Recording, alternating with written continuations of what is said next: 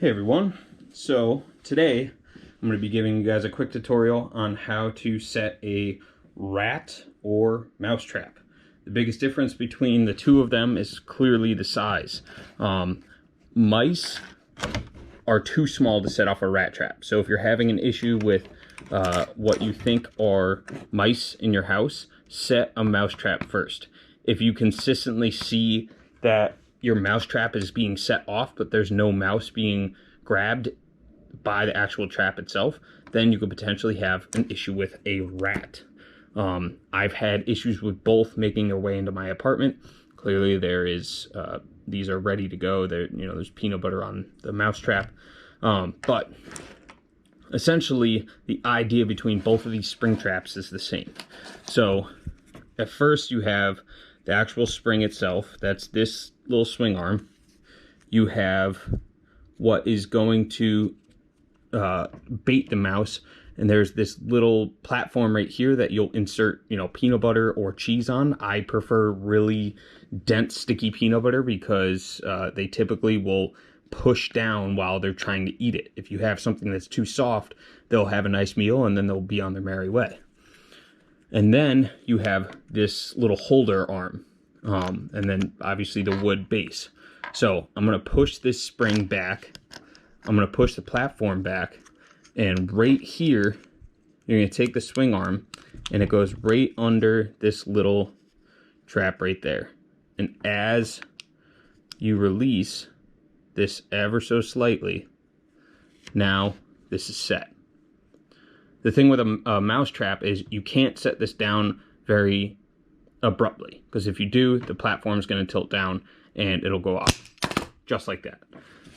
If you place it down, I typically will place it down and then use something that's not my fingers to slide it back into the place that I want it to be. If this is my wall, if this is the baseboard of my wall, I'm going to want to put a mouse trap right up against the baseboard of that wall. I'm not going to want to stick it out here out in the open. I want it to be there because that's where a mouse or a rat are going to run. They're very rarely out in the middle of the open. For a rat trap, this is actually more the standard of what I'm used to, where it has this little brass platform here. It has the big spring, and then it has obviously the arm that holds it.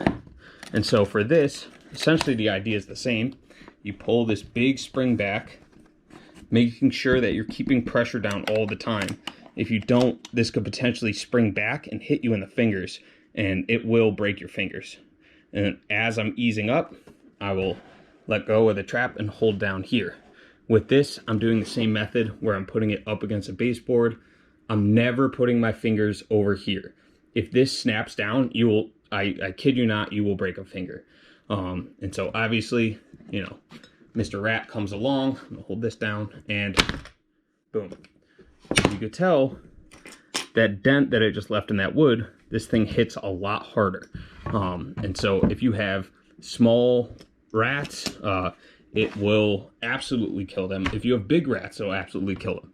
But if you have a mouse, a lot of the time, a mouse will be able to go in. This trap will swing down and hit behind them or hit their tail, and they'll be able to run away without pretty much unscathed. So I prefer these, and a lot of people say, why do you use the kill traps rather than the sticky traps, or rather than the ones that clamp down or close away? Essentially, rats and mice get comfortable where they are. They're not going to want to go anywhere else than where there's food. And even if you trap them humanely and you bring them a mile away, they're going to find their way back, and they're going to find their way back into the apartment or your house or your garage, wherever it may be. Or there's a nest of them and you can humanely take away one, but when you're on your 15th, you get a little fed up with them existing. So I had rats and mice in my apartment. I'm not happy about it, but I killed them because they were in my space. This is where I feel, it's my apartment. It's where I want to feel safe. It's where I want to feel clean. And here these little varmints are running around here. So I use the kill traps. It's a quick, clean kill. They don't suffer It breaks their neck immediately, and they don't have to worry about it. When you use the sticky trap, it essentially starves them to death. It holds them down, and they can't move, and they essentially starve to death.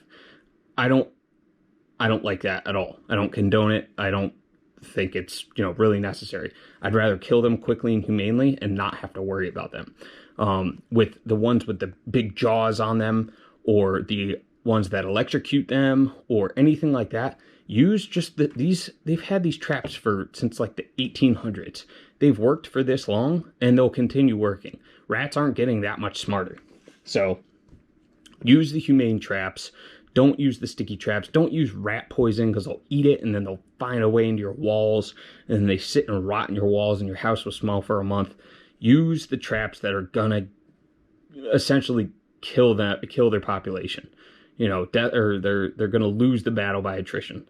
If you guys have any questions about these traps, I get them at a standard hardware store. I like these two brands, Tomcat and Victor. Victor is my preferred one, but where there's Tomcat, I'll buy them. If you guys have any questions about, setting traps or mice or anything like that, please post them down in the comments. I'd be more than happy. I have, unfortunately, plenty of experience with both. So if you have any questions, please post them down in the comments. Shoot me a like, subscribe. I'll talk to you guys later.